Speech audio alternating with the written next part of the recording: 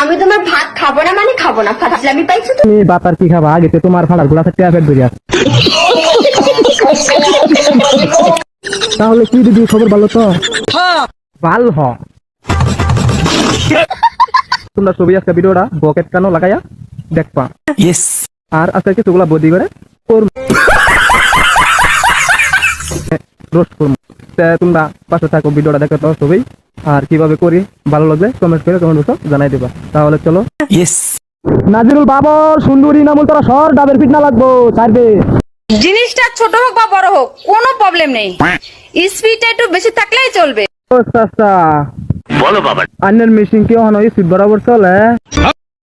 এই সময় কম, শুরু করো।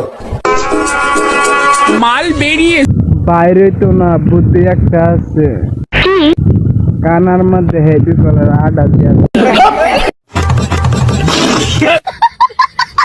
কি বাইনছের রে, আমি বালা বুদ্ধি দিচ্ছি না? ইয়েস। Thank you. ঠিক বলেছো। আমাকে নিয়ে করে, কি করছো? তোমার আপন মানুষ তোমার করে আরেকবার করছো শুনি। আমার আপন মানুষগুলাই আমাকে নিয়ে করে। ও তোমার আপন মানুষ মানে তোমারে বাস দেয়, কিন্তু আমরাও তোমারে বাস দিব।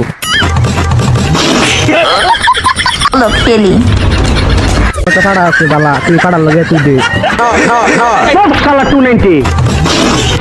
দিদি কি বাইরে লইছে? ডিবি হ্যাবিনেট ওকে ভাই না।